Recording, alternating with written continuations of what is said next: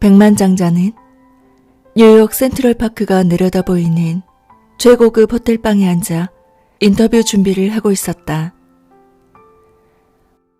수조원의 재산을 가진 그는 삶에서 특별한 성취를 이뤄낸 사람만 얻을 수 있는 백만장자 칭호를 가진 몇 안 되는 사람들 중 한 명이었다. 게다가 그는 자수성가형 부자였다. 그렇기 때문에 세상 사람들은 더더욱 그를 특별하게 여겼다. 그는 나라 전체가 몇 세대를 걸쳐야만 쌓을 수 있는 부를 혼자서 일궈낸 사람이었다. 그리고 스스로도 이런 사실을 매우 자랑스럽게 생각했다. 인터뷰는 준비된 원고에 따라 진행됐다. 백만장자가 채용한 홍보 에이전시는 세계 최고의 실력자들이 모인 곳이었기에 백만장자로 하여금 겸손하지만 야심찬 사람, 평범하지만 큰 꿈을 가진 남자로 보여질 수 있도록 만반의 준비를 했다. 백만장자는 거래의 불도저라 불릴 정도로 날카로운 정신을 가지고 있었고 주식시장이 돌아가는 원리를 별달리 큰 어려움 없이 이해했으며 기민하고 철두철미하게 거래를 성사시키는 것으로 알려졌다. 끈질긴 사업가로서의 타의 추종과 경쟁을 불허하는 비즈니스 방식을 만들어낸 개척자였다. 그런데 이날 인터뷰 진행자가 던진 마지막 질문이 이런 그를 당황케 했다. 평상시처럼 자신감 있게 대답하긴 했지만 인터뷰를 마친 뒤에도 백만장자의 마음 안에는 무언가 껄끄러운 느낌이 남았다. 그 질문은 사전에 전달된 원고에 적혀있지 않은 것이었다. 그러니까 아마 그저 형식적으로 던진 것이었거나 별로 중요하지 않은 클로징 멘트였으리라. 그럼에도 그에게는 이 질문이 그날 저녁의 모든 장면, 아니 인생 전체를 낯설게 느끼게 될 정도로 강렬하게 다가왔다. 지금 행복하신가요? 이것이 바로 그 질문이었다.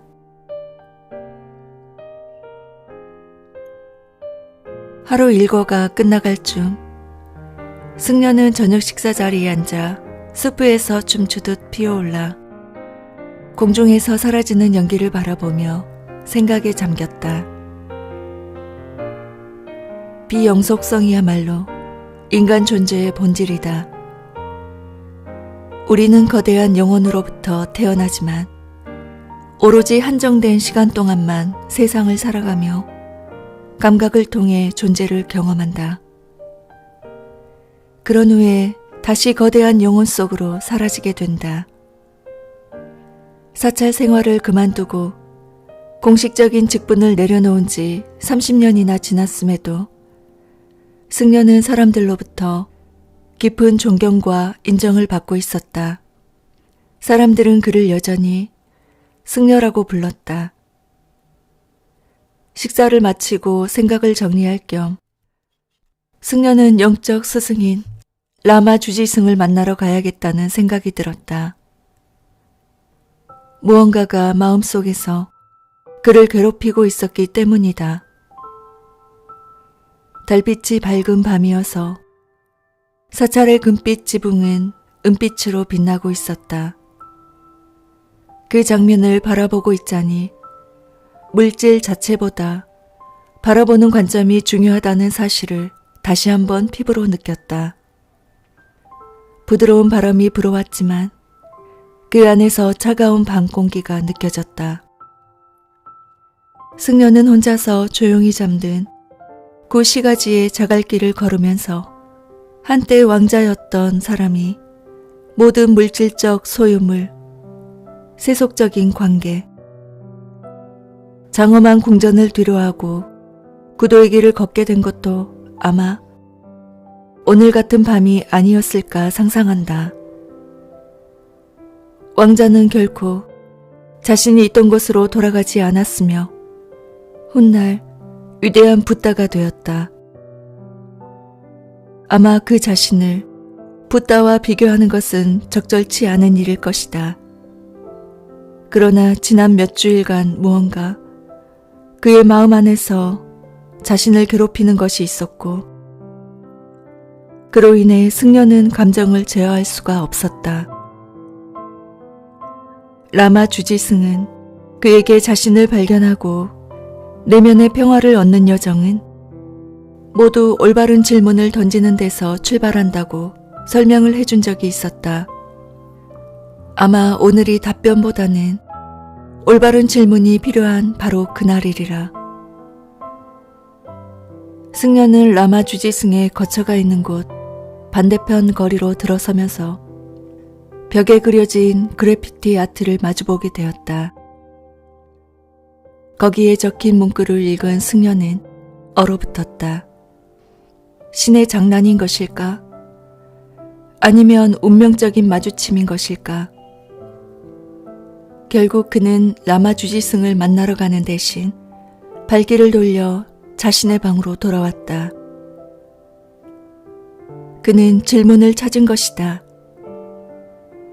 벽에 적혀있던 그 세 마디 질문은 바로 이것이었다. 당신은 지금 행복합니까?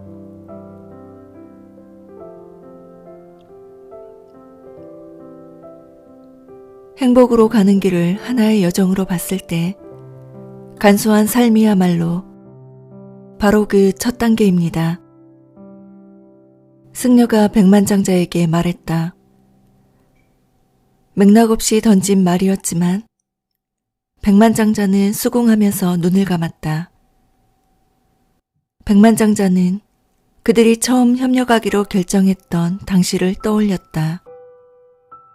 카트만두 호텔에서 만났을 때 이들은 이미 서로에게 만족하고 있었다.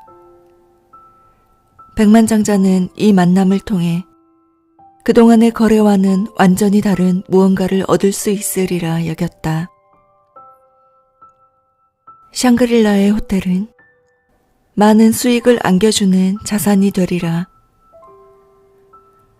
반면에 승려는 백만장자와 협력하는 과정에서 다시 물질 세계와 연결될 수 있으리라는 생각이 들었다. 이들은 상대방에게서 얻을 수 있는 게 무엇인지 명확히 알고 있었고 그렇기에 서로를 존중했다. 그 후로 2년이 지난 오늘 백만장자는 자신이 충분히 수익성 있는 결정을 내렸다는 사실을 확인할 수 있었다. 실제로 호텔에 방문하는 것은 처음이었다. 하지만 승려와 그의 팀원들이 자금을 효율적으로 운영했기 때문에 여행사업 부문에서 이 호텔이 거둬들이고 있는 수익에는 만족하고 있었다. 처음에는 승려를 파트너로 두는 일에 대해 염려했던 백만장자였다. 대체 승려가 비즈니스에 대해서 뭘 안단 말인가? 그렇지만 호텔 재무제표를 손에 들고 확인하면서 백만장자는 자신의 생각이 틀렸다는 사실을 깨닫고는 뿌듯해했다. 승려가 했던 말을 반추하면서 백만장자는 물질적인 것을 모으고 쌓아두어야만 행복해질 수 있으리라 생각했던 자신의 어린 시절을 떠올렸다. 백만장자가 속했던 사회에서는 부를 과시하는 것을 행복의 척도로 여기고 있었다. 풍요로움을 외면하면 실패자가 됐다. 그러나 백만장자의 마음 안에서는 물건을 점점 더 많이 소유하는 것이 짐스럽게 느껴졌고 그것이 오히려 행복의 방해가 된다는 생각도 커지고 있었다. 어쩌면 스님이 나를 도와줄 수 있지 않을까? 간소한 삶은 야망이 없다는 걸 뜻하지 않아요. 성자처럼 살라는 게 아니니까요. 반대로 삶에 있어서 최소한의 것들을 최대한도로 활용하면서 살자는 일종의 의사결정인 셈이죠. 잡동사니를 없앰으로써 불필요하고 의미 없는 생각과 감정으로 채워져 있던 마음속의 공간을 함께 비워내는 것입니다. 백만장자의 마음을 읽기라도 한 듯 승려가 말했다. 짐이 없으면 길을 걷는 것이 훨씬 더 수월하긴 하겠네요. 백만장자는 약간 비꼬는 투로 말했다. 그러나 바위로 뒤덮인 평화로운 티베트를 배경으로 달리고 있는 자동차 안에서 백만장자의 마음은 조금씩 차분해지고 있었다. 사실 그는 지난 24시간 동안 분주한 일정 속에 대륙을 건너는 장거리 비행으로 피로함을 느끼고 있었고 여행길에서 안 좋은 소식까지 들은 상태였다. 카자흐스탄 통신회사 거래에 제동이 걸렸던 것이다. 사회에 만연한 관료주의로 인해서 최종 인가가 지연되고 있다는 소식이었다. 승인을 받기 위해서는 윗선에 뇌물을 바쳐야 했는데 백만장자는 그러기는 싫었다. 다시 생각을 현재로 되돌리면서 백만장자는 현대 사회에서 미니멀리즘이 의미하는 바를 문득 떠올렸다. 그건 그저 또 다른 전 세계적 유행 중 하나가 아니던가? 예를 들어 거부 니콜라스 베르고르행 같은 인물은 적극적으로 미니멀리즘을 주장하고 있었다. 백만장자가 보기에 미니멀리즘은 물건을 적게 소유하는 것을 표방하는 라이프 스타일이었다. 생존에 필요한 최소한의 물건들을 가려낸 다음 그것들만 남기고 나머지는 모두 버리는 것. 물건을 곁에 두기 위해서는 일상에서 어떤 용도로 쓰이는지가 분명해야 했다. 백만장자의 생각으론 그런 삶은 히피들의 라이프 스타일이었던 것이다. 훨씬 쉽죠. 승려가 웃으며 말하는 소리를 듣고 백만장자는 다시 귀를 기울였다. 간소한 삶을 살기로 결정하고 나서는 삶에 불필요한 모든 짐들을 버리게 되죠. 그리고 진정으로 중요한 목표를 발견하고 그것들을 효율적으로 이루기 위한 에너지도 얻게 됩니다. 간소한 삶이란 책임으로부터 도망칠 핑계가 아닙니다. 야망 없는 삶도 아니에요. 게으른 삶에 대한 핑계는 더더욱 아니고요. 단지 더 적은 물건들을 가지고 삶에서 꼭 필요한 것들을 전념하겠다는 선택입니다. 적지만 중요한 것에 초점을 맞춤으로써 신경이 분산되는 일을 막고 행복을 잘 누리도록 노력하는 것이죠.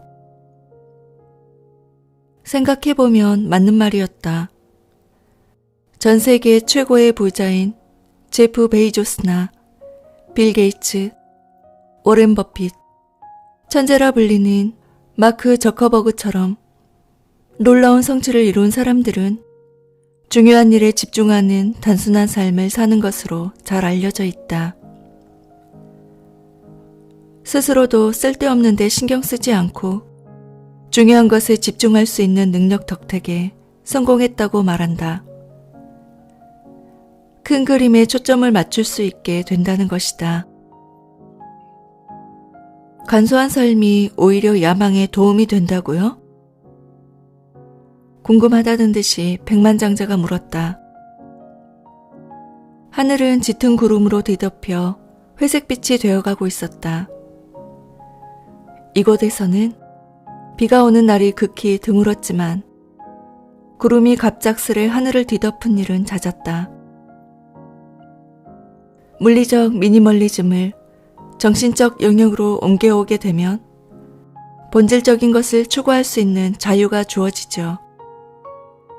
일반적으로 우리가 잡동사니를 쟁여두고 살아가는 이유는 내려놓기가 두렵기 때문이거든요. 지금은 필요가 없더라도 언젠가는 필요하리라고 생각하는 거죠. 두려움과 불안 때문에 간소한 삶을 살지 못하는 것입니다.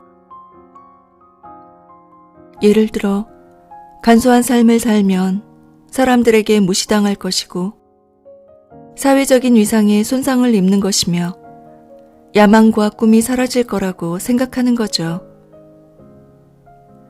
마지막 문장은 백만장자로 하여금 현명한 선택을 내리도록 돕기 위한 것이었다. 백만장자는 승려의 뜻을 이해하고는 옅은 웃음을 지었다. 뜻밖에도 바깥에는 빗방울이 떨어지고 있었다. 승려가 차창을 내리자 비에 젖은 흙내음이 차 안을 가득 채웠다. 중독성 있는 향이었다. 참 재밌죠?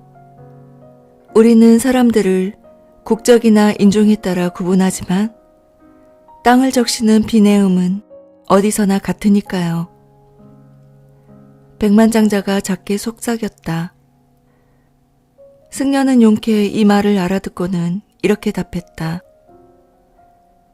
맞습니다. 인간은 사물을 구분하지만 자연은 그렇지 않죠. 이쯤에서 설명해 주시면 좋겠습니다. 어떻게 제가 은행 계좌를 포기하지 않고도 간소한 삶을 살아갈 수 있다는 겁니까? 백만장자가 물었다. 자선사업은 그의 강점이 아니었거니와 그동안 열심히 일해서 번 돈을 자선사업에 전부 기부할 생각도 없었기 때문이다. 간소한 삶을 산다고 해서 은행 예금을 포기할 필요는 없어요. 오히려 늘어날 거예요. 승려가 한쪽 눈을 찡긋하며 웃었다. 본인이 생각하는 간소한 삶에 대해서 몇 가지로 정리해 설명해 드리죠. 저는 행복으로 가는 길이 짐을 버리는 일에서 시작된다고 생각합니다. 그렇지만 위대하신 석가모니와는 다르게 우리가 모두 속세를 완전히 버려야 하는 것은 아니죠. 바로 이 지점에서 저는 제가 있던 절의 선사와 충돌하곤 했습니다. 저는 완전한 금욕에 반대했고 세상에 동떨어진 삶을 사는 대신 그 안에서 행복을 찾기를 원했죠. 저는 간소한 삶이야말로 행복으로 가는 첫 단계라고 생각합니다. 승려가 사뭇 진지하게 말했다. 그동안 간소한 삶을 통해 행복에 대한 답을 찾기 위해 고민하고 노력해 왔습니다. 물론 진전이 있었지만 여전히 완전히 확신하기는 어렵죠. 그런 의미에서 우리가 생각을 함께 모아보면 어떨까요? 대시보드에 들어있는 수첩을 한번 꺼내보시겠습니까? 거기에 제 생각들을 적어두었거든요. 승려가 대시보드를 가리키며 말했다. 백만장자는 수첩을 찾아 페이지를 열었다. 첫 페이지에는 달라이 라마의 사진이 들어있었다. 달라이 라마의 사진을 지니고 다니는 것은 금지되어 있었기에 티베트 사람들은 보통 이렇게 일상적인 물건 속에 사진을 숨겨서 가지고 다닌다. 세 번째 페이지에는 아래와 같은 내용이 적혀 있었다. 1. 간소한 삶은 물리적인 짐, 정신적인 짐을 모두 내려놓는 것이다. 2. 정신적, 감정적으로 행복을 누릴 수 있는 첫 단추는 물건을 줄이는 것이다. 3. 사람들에게는 가용 자원이 있고 그것을 통해 내면적으로나 외면적으로 삶을 탈바꿈할 수 있다. 4. 간소한 삶은 우리가 집중할 수 있도록 도와주기 때문에 야망에 오히려 도움이 된다. 5. 간소한 삶이 안겨주는 가장 큰 혜택은 자유로운 시간이다. 이러한 시간을 활용해 우리는 의미 있는 삶을 읽어갈 수 있다. 6. 간소한 삶은 지구에 도움이 된다. 미니멀리즘에 기반한 라이프 스타일은 지구에 기여할 수 있는 방식이다. 7. 불필요한 짐들을 어깨에 이고 가지 말라. 8. 저축한 돈은 번 것이나 마찬가지다. 9.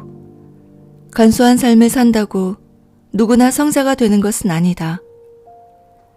그것은 단지 삶에서 추구하는 대상과 목적을 취사 선택하는 하나의 행위일 뿐이다. 10. 소비 문화에 동참하면서 지갑과 행복을 동내지 말라. 백만장자는 이 페이지를 다시 읽은 후 잠시 생각에 잠겼다가 아래와 같은 내용을 추가했다. 백만장자는 자신이 가장 최근에 구입한 몽블랑 펜으로 이 문구들을 적었다는 사실을 깨닫고는 미소를 지었다. 이런 아이러니가 또 어디 있겠는가 말이다. 한 가지만 약속합시다. 저는 여기에 21일간 머물 것입니다. 그리고 이번 여행 중에는 일에만 빠져있지 않으려고 해요. 일 이외에 다른 것들에 대해 생각하는 시간을 가지려고 합니다. 그러니 우리 각자 삶을 행복하게 해주는 것들의 목록을 만들어 여행 마지막 날에 서로 교환해 보기로 하면 어떨까요? 백만장자가 들뜬 목소리로 물었다. 그거 좋은 생각입니다. 그렇게 하면 저도 행복에 대한 생각을 공유할 수도 있고 자본주의의 세상에서 온 당신에게서 행복에 대한 무언가를 배울 수도 있겠군요.